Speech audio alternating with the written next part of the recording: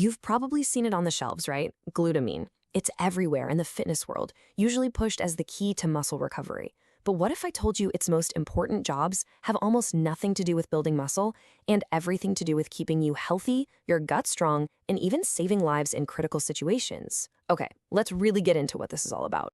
So here's the plan. We're going to cover what glutamine actually is, then we'll hit its 4 key functions. After that, we'll figure out who really needs this stuff. We'll look at the how and when to take it, and finally, we'll wrap it all up with the benefits, the risks, and the bottom line. All right, first things first. What in the world are we talking about when we say glutamine? Let's get a nice, simple definition down. Put simply, L-glutamine is the most common free amino acid floating around in your body. It's basically everywhere, but it's especially packed into your muscles. And that number right there, that's the real kicker. About 60% of the free amino acids in your muscles is glutamine. That is a massive amount, and it tells you right away just how vital it must be. But here's where it gets kind of tricky. Is it an essential amino acid? Well, the answer is yes and no. It depends. You see, under normal, everyday conditions, our bodies are pretty amazing. They can just make all the glutamine we need. So technically, it's non-essential. But when your body is under extreme stress, we're talking serious infections, major surgery, or even crazy intense exercise, your demand for glutamine just skyrockets. Your body can't keep up.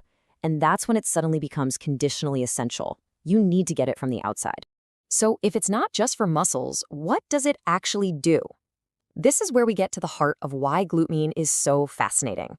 Let's break down its 4 key jobs in the body, which you'll see go way beyond the gym. Okay, check this out. First, think of it as an emergency fuel tank. When your main energy source, glycogen, runs out, glutamine can jump in. Second, it's kind of like a garbage truck for your muscles, helping to haul away toxic ammonia.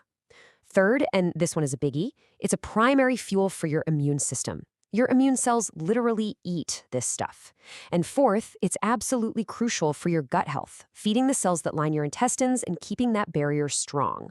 Okay, so knowing all that, who should actually be thinking about taking extra glutamine? The answer is really interesting because it covers 2 groups of people at completely opposite ends of the health spectrum. On one side, you have the elite athletes. And listen, we're not talking about someone who just goes to the gym 3 times a week. We're talking about athletes who are putting their bodies through the ringer with constant, high-volume, high-intensity training. Think marathon runners, pro cyclists, that level of effort. For them, the stress is so extreme that their natural glutamine levels can tank, messing with their recovery and even their immune system. Now, for the other extreme, and this is pretty sobering. Research shows that critically ill patients in the ICU have dangerously low levels of glutamine. Their bodies are just breaking down from things like major trauma, infections, or severe burns. And here's the critical part. This drop in glutamine is directly linked to a higher risk of dying. That's how essential this amino acid is when your body is in full-blown crisis mode. Okay, so let's say you might be one of those people, or you're just curious about how it works. Let's get practical. How do you actually use this stuff? We'll dig into the details on dosage and timing. For supplements, the typical dose that's recommended is somewhere between 5 and 10 grams a day, and it's usually a good idea to split that up into at least 2 doses instead of taking it all at once. That just helps your body absorb it better and keep the levels more stable. Timing is also key, and it really depends on your sport. This little chart is a great guide.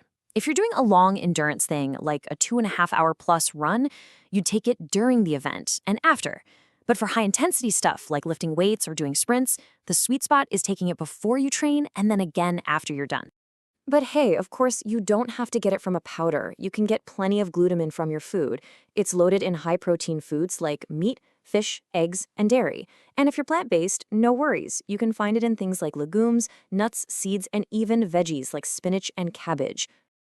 All right, let's tie all of this together. We've looked at what it is, what it does, and how to use it. Now it's time for the final breakdown, the big questions, the potential risks, and the main takeaways. Okay, let's just address the elephant in the room. This is a question people ask about pretty much any supplement, especially one connected to muscles. Will taking glutamine make you gain weight? The simple, direct answer is no, not by itself. Here's why. Glutamine only has 4 calories per gram. So a typical 10-gram dose is just 40 calories. I mean, that's nothing. Like it says here, gaining weight is about your total calories in versus calories out. It has nothing to do with one single amino acid. Now, this part is super important, safety. While glutamine is generally very safe, You should be careful if you have any pre-existing kidney or liver issues, since those are the organs that process amino acids. And look, the golden rule for any supplement always applies. Talk to a doctor or a registered dietitian before you start taking anything. Always. So let's end on this thought. We started out thinking of glutamine as just another supplement for the gym, but we've seen it's so much more than that. It's fuel for our immune system, a protector of our gut, and a critical player when our bodies are pushed to the absolute limit. Which leads to a pretty big question, right? In our focus on muscle, have we been ignoring one of the most important nutrients for our total overall well-being? I'll just leave you to think about that.